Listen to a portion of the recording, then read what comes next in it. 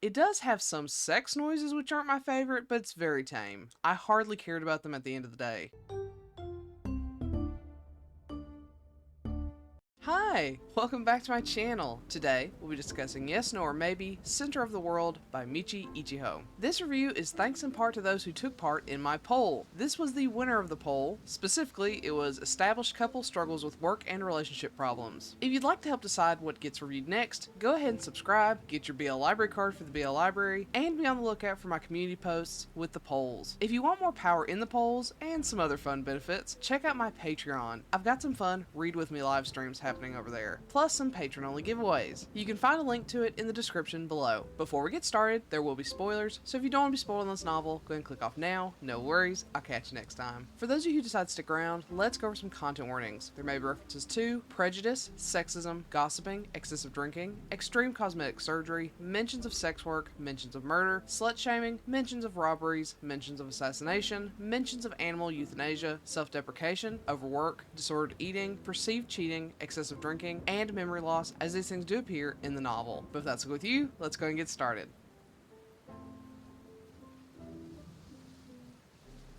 First off, this is the sequel to Yes, No, or Maybe, and I highly recommend you read that first before proceeding. Ki and Ushio's relationship has been going well for a while now, and so has Ki's job. Unfortunately, Ki finds his confidence rocked by the announcement of a new pseudo-news show in the same time block. Initially, he's not all that worried, as the rival show is much more relaxed and focuses less on news and more on the host's commentary. But then he finds out the main host, Kizaki Ryu, once interviewed for Ki's role. The realization that Kizaki might be motivated by revenge shakes Ki to his core, but nothing shocks him more than when he's removed from hosting a show to being a field reporter. It's chaotic and stressful work with people who aren't as reliable as the ones in the studio. The stress of work soon spills over into Ki's relationship. Ki knows he should just apologize to Ushio so they can move on, but his unrelenting pride along with his random work schedule makes it difficult. As if things couldn't get any worse, his show also loses its market share to Kizaki's new show. Ki's perfectly crafted life is falling apart and he has no idea how to fix it.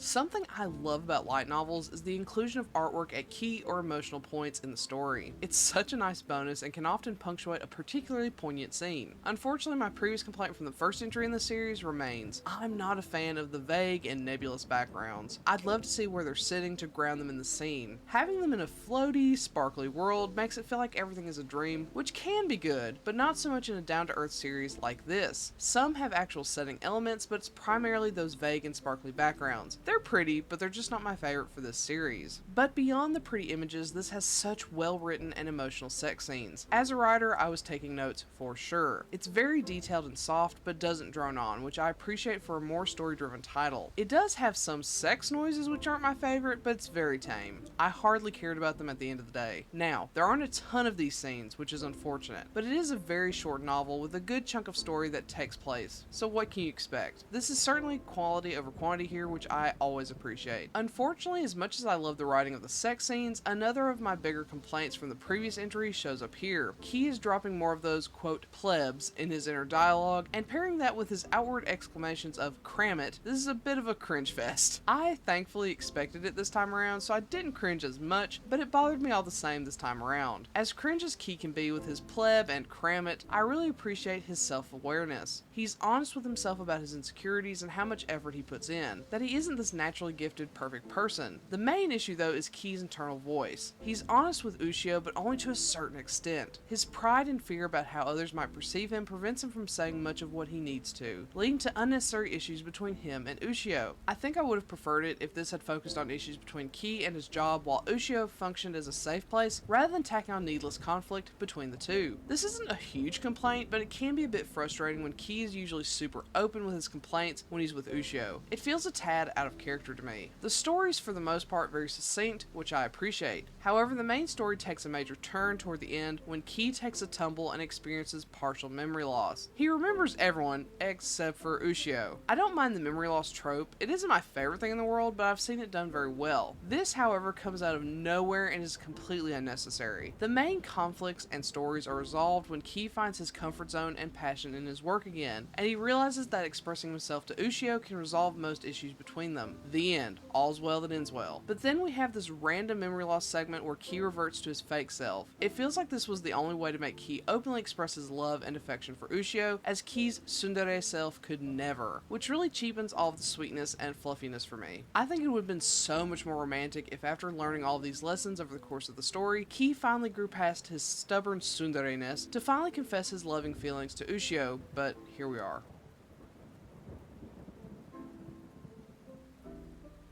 With all that being said, this was very okay. I think I would have leaned much more on the positive side if not for the random memory loss segment. It felt so unnecessary and didn't make any sense plot-wise since everything had been resolved. I suppose it could be argued that this revealed Ushio's true feelings for Ki, but I think this could have been achieved in some other way. If you enjoyed the first entry in the series, then I can't imagine you'll dislike this one. It is less romantic overall, but the sex is much better, so take that for what you will. I look forward to reading the third entry in the series. So, have you read Yes, No, or Maybe Center of the World? If so, what do you think? Do you agree with my assessment? Do you not? Let me know in the comment below. Otherwise, I'll catch you next time. Bye!